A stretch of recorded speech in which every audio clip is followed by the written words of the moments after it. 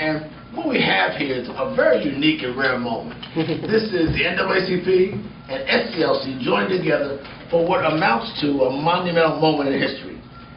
As one of the participants said, we are at the brink and the birth of a new movement.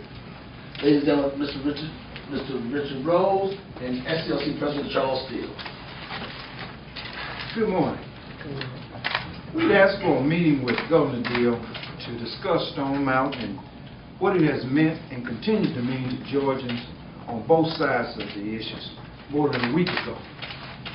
I received a call just yesterday informing me that the governor, quote, cannot take this meeting at this time, end quote. We wanted to discuss the facts about Stone Mountain Park, how it came to be a state property, and what it stands for today, how it affects a large segment of Georgia's population, and to discuss the state's ongoing role in maintaining and supporting this monument to insurrection. The fact is that the Confederate battle flag on display at Stone Mountain has never been the flag of Georgia nor of the Confederacy. After the war ended, the Klan adopted the flag, and its members celebrated annually at Stone Mountain and all over the South by burning crosses and parading that flag to demonstrate their hatred of both the descendants of African slaves and those of the Jewish faith. In demonstration and parade and protest, one after another, even less than 48 hours ago, this flag symbolized and celebrates division within this great country. Apparently, to those who wave it, the Pledge of Allegiance to the Stars and Stripes doesn't mean anything. Why is there even a discussion about continuing to fly this flag on public property in Georgia? Another fact is that Stone Mountain is the largest collection of celebratory monuments to the Confederacy in the country. This is just a few miles from one of the cradles of the civil rights movement.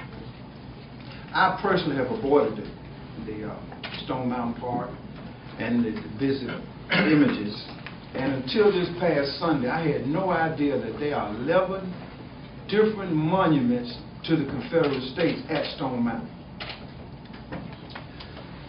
We know that there are those who still celebrate the causes of the Civil War 150 years after its end, and they have a right to their beliefs and their celebrations. But public property and public funding should not be used for such purposes. Private heritage, as they call it, should be celebrated on private property and funded privately. We recognize that those who wave the flag of hate and ascribe to the adopted principles are in the minority in this country and in this state. And I think that the majority of visitors to Stone Mountain of all races have just ignored the symbolism. But enough is enough. There is clear evidence that continued state-sponsored endorsement of the flag and other symbols influences and perhaps even motivates violence against the innocent, the God-fearing, the law-abiding citizens, even while they worship. Maintaining these monuments and flying that flag is just not worth another life. So rather than sleep at the foot of the shrine of insurrection, consider another hotel in a place not so dedicated to the separation from these United States. Rather than picnic in the shadow of the celebration of the failed attempt at overthrowing the United States and wresting control of certain of its territories, there are other parks to hold family reunions and family outings. Rather than contribute to the coffers controlled by a hand-picked board of modern-day secessionists, spend your precious dollars elsewhere. That's what I'll be doing.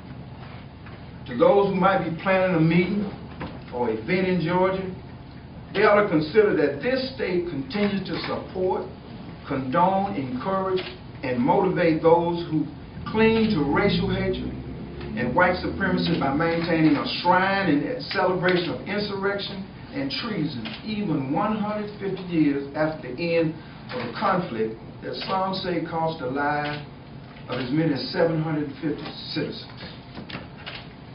I just want to be clear, are you calling for a boycott of the state of Georgia by convincing Before you? your question, let me just Okay, say, sorry. that's okay.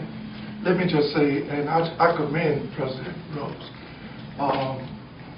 And you're right for your question, but I just want to say, just in 1 minute, that as President and CEO of the Southern Christian Leadership Conference, SCLC, Dr. Martin Luther King, co-founder, and other great leaders within this organization, uniquely, we come together for a purpose in terms of something of this magnitude, because we are the international organization, and with President Richard Rose, who's the local president, and us coming together is something that we're embarking upon for freedom and justice and equality for all God's children, something that we thought that we had eradicated and eliminated many years ago.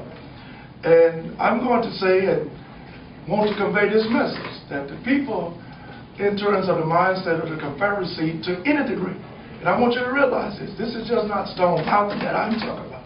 I just left New Orleans, where I spoke to the City Council of New Orleans, where we're asking for all symbolism of the Confederacy and racism to be eradicated. I just left the state of Mississippi, where I spoke in the atrium of the state capitol and asked them to remove the state flag emblem that exemplify the Confederacy, the embeddedness of mean-spiritedness, and the fact that we have come so far, but yet there are those who want to take us as people of color and African Americans back to the plantation, back to being a second-class citizen, back to Jim Crow-ism. We don't have any more protection under the federal government. We are back to state rights. And because 2 years ago, when the U.S. Supreme Court gutted the 1965 Voter Rights Act, that's why you're seeing the racist element of what we experienced with the Confederacy. And I knew all 9 of the individuals that was slaughtered, killed, assassinated, murdered at Mother Emanuel. I spoke at Mother Emanuel, April the 12th in South Carolina. So what are we saying? As I travel around this country and ultimately this world, people say, Charles, how can you ask us to do what is right? And right there in your backyard, Stone Mountain, look what you have there. That's why we are here today. And in closing, I would like to say that the people who are supporting the Confederacy, to any degree, need to realize that this is a part of history that we need to keep in the museum and the heritage. It started with a H, but it has nothing to do with heritage. It has a lot to do with hate. It's a hateful act to represent this type of symbolism to any degree within our society. And as I close, these people who try to bring about the Confederacy and still in the mindset, embedded of mean-spiritedness, I want to convey the message today that you need to know that it was treason and they were traitors. And we're not going to tolerate any aspect of that. We as African Americans came out of slavery. We love this country.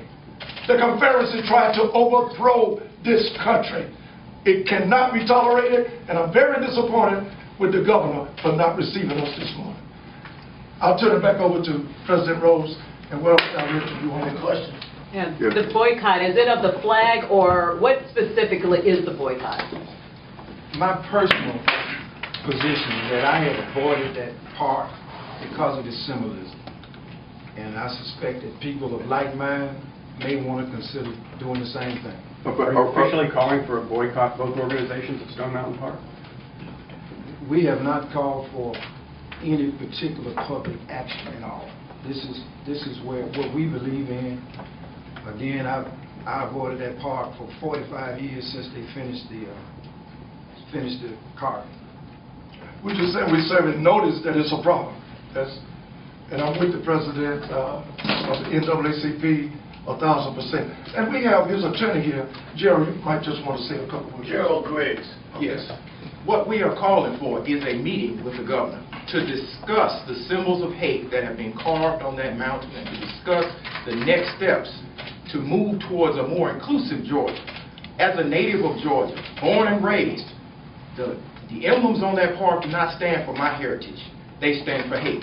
And so what we're asking the governor is for a meeting to sit down and discuss more inclusion of all people at all monuments to historical centers like Stone Mountain. It's not about the Confederacy, it's about the United States of America, and it's about the true state of Georgia. So are you calling for more carvings to be added to the mountain as opposed to carvings to be removed from the mountain? We're calling for a meeting to discuss all options. So either removal or addition? We tried to have a meeting this morning, and we were told that it was not the right time. We would not meet. I think nothing more important in Georgia than to listen to the voices of the citizens and to come up with options. So we're calling for a meeting. That's all we have. Yeah, James, welcome, Newsmakers Live. Why has it taken so long, considering the history of Stone Mountain, for this organization to make a comment, or any organization to make a comment regarding the historical perspective? I'll get started with that, if I may, and then Jerry and President Rose could chime in. Well, first of all, you know, we fight on a daily basis to survive. And to go to Stone Mountain, when you talk about jobs, when you talk about economic development, you're talking about over 50% of African Americans, teenagers, unemployed. And then people wonder why they frustrated, why they devastated, why are they turning the way they are towards the Ferguson and other communities in terms of that reaction, rather than what we taught them through Dr. King and the Kenyan theory on nonviolence. Some of them say, I'm ready to go to the streets, but it's not done in the method of the Kenyan philosophy of nonviolence. So that's why we're trying to curtail all of that. But now, with Mother Emanuel, my Lord, I knew all 9 of those individuals, all 9 of them. And it was because of the Confederacy that legitimatized someone with some type of mindset that's embedded because of the Confederacy spirit within them, the movement of the historicity of violence, and thinking that we as African Americans are the problem. And when they are here to modern day lynch us and now just take out their guns on Stand Your Ground or any mechanism that the law enforcement uses and saying, I fear for my life. I mean, that's all they have to say. I fear for my life, and they can astronomically bring about these type of crimes and violence within our society. So the answer is history has made it prevalent that, or current, that it be dealt with at this time. Absolutely. It has a laundry list of issues, and we are overwhelmed with trying to deal with them. That's right. But what's clear is that these symbols and the endorsement by these states encourages and motivates violence against individuals. Not another life should be taken because of these symbols. That's right. What are the options, including removing the symbols? What are the options that you would present to the governor? There are numerous options. More inclusion of other individuals, complete removal, markers that are placed. There are a lot of options that can be made, but the issue is this. For the governor to state that the time is not right, clearly he's not feeling the winds that are going on in the South. With Mother Emanuel, the issues that happen in South Carolina, the issues that are happening in Alabama, the issues that are happening in Mississippi, Georgia can stand at the forefront, not have any violence, and actually include all citizens in their history. So that's what we're asking. We're asking for a meeting with the governor. We will make ourselves available at any time that he's willing to meet to sit down and discuss these options. But to simply sit back and say, we have more pressing issues, there is no more issue pressing than civil rights. There's no more issue pressing than what happened at Ebenezer Baptist Church last night and this morning. That's right. These are symbols of hate. We need to eradicate all symbols of hate in this great country. And I need to hear from each one of you, the 3 of you. How far are you willing to go to make the kind of changes that you're asking for occur in this state, in the state of Georgia? Well, I can tell you like this. I'm born and raised in the state of Georgia. I've been practicing law in the state of Georgia for 10 years. I'm willing to go as far as I need to go.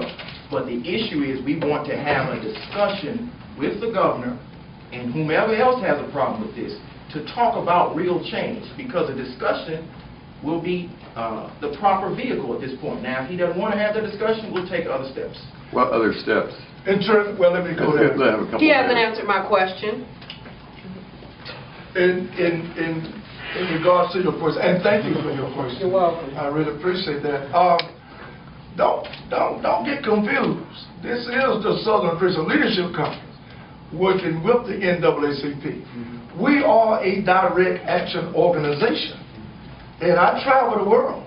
And what they tell me, so goes the civil rights movement, African Americans, and SCLC, so goes the world.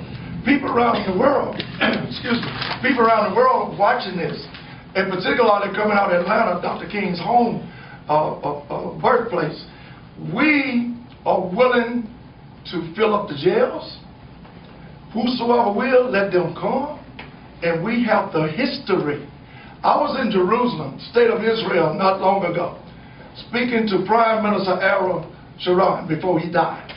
He said, Charles, the reason I asked you to come is because we know that SCLC and African Americans have the history to peace in this world. No president, no king, no queen, no prime minister can bring it. Only the history of the civil rights movement can do it, because you all have proven that nonviolence, peaceful demonstration is the way to go, and it works. That's what we're going to do. Is there any legal avenue to NAACP or Mr. Griggs? Let them come. So, I just want to note that Georgia's closest neighbors, two of their closest neighbors, South Carolina and Alabama, have taken positive action. Alabama's governor said that that flag emblem is not worth one Alabama job. That's right. And so I hope that the governor will take heed. We don't want him to be in the position of former Governor Marvin Griffin, who said that the South was looking to Georgia to lead the fight for segregation. We will do whatever within the nonviolent realm to push this forward. It's time to stop fighting. It's time for the division of this country through celebration of the Confederacy to end. At this point, any legal action it can be anticipated, but at this point, we want a conversation. We want to come to the table of negotiation and find a peaceful method. But don't be mistaken. If that does not occur, we will not hesitate to use all means available to us. So Governor Deal has responded to this in the past by saying that, this is changes, not making changes at Stone Mountain are written into Georgia law. He would have nothing to do with making changes there, and has suggested that some of these ideas may be better aimed at legislators or other political bodies. Any response to that? Well, my response is he has the power to do executive orders. Yes, it's written into the Georgia Constitution, and we can call for a constitutional amendment. We've done that as early as 2004. So for him to sidestep this issue by saying it's not right for him, that's not proper. So what I would say is he needs to come to the negotiation table so we can sit down and have a meaningful conversation about change. Another, just to follow up also, I think I've heard you say that the issue of state funding for Stone Mountain is something that is particularly egregious. State property and state funding. Well, it's not. And I understand it's not funded by the state. But it's funded by fees from the citizens of Georgia and those visitors, and it is state property. I have talked with a couple of demolition companies and a sculptor who talked about doing any changes to Stone Mountain would be millions and millions of dollars. Any idea how we would fund this, how the governor would fund this? Well, the governor needs to sit down and talk to us. And so, but he can take the lead on what he wants to lead on. He took the lead on constitutional amendment to take over failing schools, as he termed it. And I vehemently disagreed with him on that issue. But so he leads where he wants to lead, when he wants to lead. And I guess the proper response to that would be, with what happened in South Carolina and what just happened last evening at Ebenezer, how much is a life worth? We need to disassociate this state with all symbols of hate. It's as simple as that. So for him to say we don't have the money or it would cost too much, I would say how much is a citizen's life worth in the state of Georgia? So I think a conversation, there are numerous options that are short of blasting the images off of the mountain, but we're open to negotiation, we're open to talk. You just need to come to the table. And let me close by saying this. My press secretary sent me word through Reverend Gray that we must end this. Let me say this, as President Rose said, he is the governor, and we're looking for leadership. We're looking for harmonious working relationships. But let me just serve notice. The worst thing we could have done was create a movement behind this and not try to talk and work it out. But let me serve notice to you. It's been a long time since I've been to jail. I'm ready to go to jail. I'm ready to march. I'm ready to demonstrate. I'm ready to do whatever it takes because we have lost the 1965 Voter Rights Act. We lost that bill 2 years ago. We didn't have a mass of people hitting the streets and saying, well, everything is all right now, we don't have to march anymore. But the fact being, every day they are itching to take us back. And what we are saying, take us back, we have state rights now. Maybe the governor feels like we don't have the protection of the federal government anymore, which we don't. Because the 1965 Voter Rights Act was the catalyst of all freedom for all people, particularly African Americans. So by us, don't forget the guttedness of that bill 2 years ago is instilling that mean-spiritedness not only in the persons who killed the Mother Emanuel 9, but also from leadership such as a governor refusing to meet with us. And we are not going to take it anymore. And we shall overcome. Speaking of organization, there's going to be a Confederate rally apparently at Stone Mountain tomorrow. Do you have any, not a Confederate rally necessarily, but around the flag? Do you have any response to those people? Is there something you'd like to say to folks who are rallying around this image now? Well, it's pretty clear that it's not about the flag. So it's about what that flag has represented for over 100 years. That's hate and white supremacy. That's right. They are entitled to demonstrate as they wish. And I might add that, last Saturday, there were some young black men and women who were protesting and demonstrating. They are not affiliated with either of our organizations, but we applaud any activists, but in the spirit of nonviolence. So it's pretty clear that what their protests and their demonstration, we know what it represents. It represents what that flag has always represented for more than 100 years. I didn't tell the truth. I got one more statement here. Maybe we can take it. I thought I was finished. We are going to be SCLC in Washington, D.C. next Thursday, August the 6th, to commemorate 50 years of the signing, listen to this, of the signing of the 1965 Voter Rights Act, which we don't have anymore. We don't have it anymore. But that will be a perfect kickoff for us to talk about Stone Mountain. We're going to have people from all over the world at the monument of Dr. Martin Luther King Jr. August the 6th at 9 o'clock in the morning.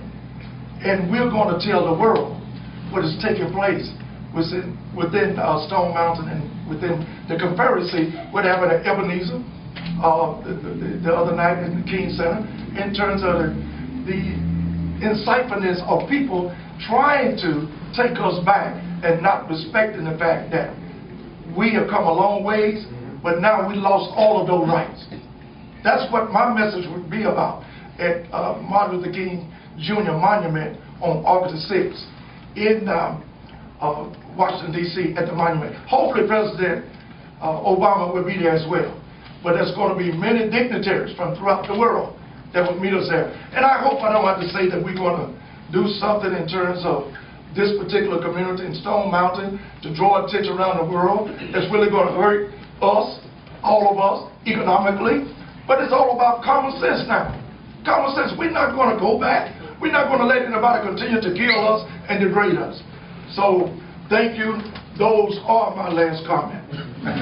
Can you elaborate on the conversation with the governor? You didn't ask me. Whoever spoke to you. Okay. Either one of them. Did you actually talk to him on the phone, or did he talk to you through his staff? Or through his last question. I have not spoken to the governor. And what was the exact nature, what was the question and what was the answer? Did they communicate their position on this subject at all? The words were, the governor cannot take this meeting at this time. Thank you, ladies and gentlemen. Thank you so much. Thank you.